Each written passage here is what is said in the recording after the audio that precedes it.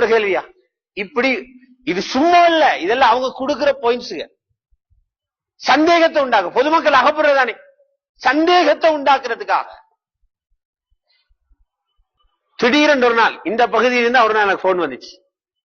அது ஓ மனைவி பட்டா உதவு முடியுமா? முடியும். ஹனவி மதுகப்ல முடியாது.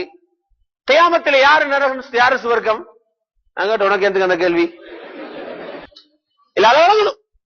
இதுல ஏதோ ஒன்றுதான் ஹக்கு. ஒன்று ஹனவிக்காரர் போகணும், அல்ல நான் போகணும். உனக்கு தேவையில்லாத வம்பே, தேவையில்லாத வம்பே. ஏன் தேவையில்லாத வம்புன்றீங்க? நான் சொல்ல சரிதானே. அது இல்லடா, அதில் ஒன்றோ ஒருத்தருக்கு 2 மார்க்ஸ், மற்றவருக்கு 1 மார்க்ஸ். ஒருத்தர் நரகம் இல்ல. ரெண்டில ஏதோ ஒன்றுதான் சரி என்றால், சரி என்றவருக்கு 2 புள்ளி, பிழை என்றவருக்கு 0 அல்ல, பிழைக்கு 1. புகாரியுடைய ஹதீஸ். புகாரி ஐக்கா ஓ படி புகாரி. இத ஜிதஹதல் முஜ்தஹித் ஃபஅஸாப ஃபலஹு அஜ்ரான். ஆய்வாளர் ஆய்வு செய்கிறார், அவருடைய ஆய்வை சரியாக செய்தால் அவருக்கு 2 கூலி, ஆய்வு பிழையானால் 1 கூலி. அவர் நரகம் என்று சொல்லல. மொட்டையாக மக்களை தூண்டுறது, மொட்டையாக அவரை யோசிக்கிறான். சகோதரர்களே, பெரியார்களே, ஆக எங்கட மக்களை பாதுகாக்க வேண்டிய ஒரு பாரிய தேவை இருக்கு. தொழுகைக்கு பின்னால துஆவா இப்பது பெரிய மசாலாவும் அல்ல. அந்த ஒரு இடத்துல நடந்துச்சு, ஒரு கிழமைக்கு முன்னால முக்கியமான ஒரு இடத்துல. அந்த இடத்துல என்னோட வாதாடினாங்க, கூட்டு துஆ பிதஅத்தான். 13 வருஷத்துக்கு முன்னால தொழுகையில இங்கதான் தக்பீர் கட்டணும், விரல் ஆட்டத்தான் ஒண்ணு பண்ணாங்க. சென்ற ஞாயிற்றுக்கிழமை அந்த ஃபத்வால மாறி போச்சு. அதே இடத்துல மாறி கொடுத்துட்டாங்க. சொல்லிட்டாரா இப்படி கட்டுறதுக்கு எந்த ஆதாரம் இல்லை என்று. நான் அல்ல, அங்க இருக்கிறவரு இப்படி சொல்ல ஆதாரம் இல்லை என்றாராம். கூட்டு துவா ஓதுறாங்களே, என்ன பதில்? ஆமீன் சொல்ற துவா எல்லாத்துக்கும் கபூலியத்திக்கா.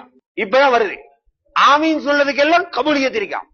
விரல் ஆட்டுறதுக்கு எந்த ஆதாரம் இல்லையா? ஊரு பேர் சொல்லப்படாதே. தென் மாகாணத்து பக்கத்தில் உள்ள ஒரு ஊர்ல சேர்ந்த ஞாயிற்றுக்கிழமை நடக்குது. 13 வருஷத்துக்கு முன்னால் என்னோட மோதினாங்க எல்லாம் பிதாத்தண்டு. இப்ப அதுக்குள்ள இருந்தே எல்லாத்துக்கும் ஆதாரம் வருது. ரொம்ப அதிசயம். ஏன் இப்ப இது அவங்களுக்கு ஒரு பெரிய செய்தி இல்ல, பெரிய குண்ட வீசியாச்சு. அல்லாஹ்வுக்கு உருவம் இருக்குது, கையில் இருக்கிறது குர்ஆன் இல்ல. ரசூலுல்லாஹ் ஒரு சாதாரண ஆள் தான். ரசூலுல்லாஹ்வை பிதஅத்தில் அலட்சியம் செஞ்சாங்க. சஹாபாக்கள் பணத்துக்கு பாடுபட்டவங்க, எல்லாம் போட்டு இஸ்லாத்தை தகர்த்தாச்சு. இப்ப ஆட்டினா என்ன, கட்டினா என்ன? அவனுக்கு ஆட்டினா என்ன, கட்டினா என்ன? அவனுக்கு தேவையானதை சாதிச்சாச்சு. மக்கள் நம்பி போறாங்க, ஏதோ சுன்னாவை ஹயாத்தாக்குறாங்க, பிதஅத்தை அழிக்க போறாங்க, கோஷத்தை பார்த்து நம்புறது அப்படின்னு சில ஐட்டங்களை வச்சிருக்குது. மக்கள் கண்டுபிடிக்காமல் இருக்கிறதுக்காக சில சமூக பணிகள், சீதன ஒழிப்பு, அது ஒழிப்பு, இது கோஷம், இதெல்லாம் எதுக்கு? காரியத்தை கண்டுபிடிக்காம இருக்க. ஒரு ஆபித ஷைத்தான் மீராஜி கொண்டு போனான், தெரியுமா அந்த கதை? தஸவ்வுடைய கிதாபில் எழுதுறாங்க. இவன் ரொம்ப இபாதத்தில் இருந்தான், அறிவில் அவனுக்கு. ஷைத்தான் வந்து சொல்றான், அல்லாஹ் உன் இபாதத்தை பார்த்து உன்னை கூட்டிக்கு வர சொன்னான். எங்க? மிஅராஜ். அல்லாஹ் கூட்டி வர சொன்னானா? ஓ, எப்படி வரணும்? நீ கண்ணை கட்டிக்கணும். போற காட்சிகள் ரொம்ப பொல்லாது, இடையில சத்தம் எல்லாம் கேட்கும், அடி உதையெல்லாம் கிடக்கு, நீ பேசாம போகணும். சரி என்ன? கழுதையை கொண்டு வந்து நிப்பட்டினா ஆள்ல கண்ணை கட்டியாச்சுது, திருப்பி மறுபக்கத்துக்கு உட்கார வச்சான் கழுதையில. இப்படி இருக்காம பைஸ்கல்ல மறுபக்கத்துக்கு இதை பிடிக்கும், அது மாதிரி உட்கார வச்சான். பாதையில கொண்டு போனா சின்ன பொடி மாதிரி சும்மிப்பான்ல, கண்ணை கட்டி மறுபக்கத்தில் உட்கார வச்சு ஒருத்தனை கொண்டு போறான். எல்லாரும் கல்லால் அடிக்கிறான், ஹூ போடுறான், கையை தட்டுறான். இவர் நினைக்கிறாரு அரிசி கிட்ட போறேன், அரிசி கிட்ட போறேன். யாரோ அடிக்கிறான், கொண்டு போய் ஒரு சாக்கடையில தள்ளிட்டு வந்தான். அப்பதான் பார்த்தான் மீராஜ் இங்கதான் வந்தீங்க. இது போலதான் கதை. அப்பாவி பாமரர்கள் ஏமாற்றப்படுகிறார்கள். குனூத்தை காட்டி மாற்றப்பட்டவர்கள், துஆவை காட்டி மாற்றப்பட்டவர்கள். அடி துஆவில என்ன பிழை இருக்குது? ரசூலுல்லாஹ் சொல்றாங்க, ஒருத்தன் துஆ செய்யறா, மத்தவன் ஆமீன் சொன்னா கபூலாகும் என்று சஹீஹான ரிவாயத் இருக்குது, ஹாக்கிம்ல, தபரானில. ஒரு கூட்டம் இருக்குது, ஒருவர் துஆ செய்கிறார், மற்றவர்கள் ஆமீன் சொல்லார்கள், அல்லாஹ் கபூல் செய்யாமல் விடுவதில்லை. நான் இதுவரைக்கும் கேட்டுக்கொண்டிருக்கிறேன், ரசூலுல்லாஹி ஸல்லல்லாஹு அலைஹி வஸல்லம் வாழ்க்கையில தொழுது முடிந்ததன் பின்னால் எங்கேயாவது ஒரு இடத்தில ரகசியமாக துஆ செய்ததாக ஒரு பொய் ஹதீஸ் சரி காட்டட்டும். ஒரு பொய் ஹதீஸ் சரி காட்டட்டும். நான் நாளைய துஆ விட தயார். நூஹ் அலைஹிஸ்ஸலாம் வாழ்ந்த அளவுக்கு துனியாவில வாழ்ந்து தேடினாலும் கண்டுபிடிக்க மாட்டான், கண்டுபிடிக்க முடியாது. யாரும் உலகத்தில தனி துஆ செய்ய முடியாது. தனிமையாக துஆ உண்டு இல்ல. யாரு தனிமையில துஆ செஞ்சாலும் அல்லாஹ் இறக்கப்பட்டு கூட்டு துஆ வாக்குறாங்க. தனிய துஆ செய்ய முடியாது. முஸ்லிம் ஷரீஃப்ல இருக்குது, ரசூல் ஸல்லல்லாஹு அலைஹி வஸல்லம் சொல்றாங்க, லஹ்ருல் கைப், அந்த இடத்துல இல்லாத ஒரு சகோதரனுக்காக நீங்க துஆ செய்றீங்க, அந்த இடத்துல இல்லாத ஒரு சகோதரனுக்காக துஆ செய்றீங்க. நீங்க துஆ செய்யும் போது அல்லாஹ் மலக்கு போட்டு ஆமீன் சொல்ல வைக்கிறான்.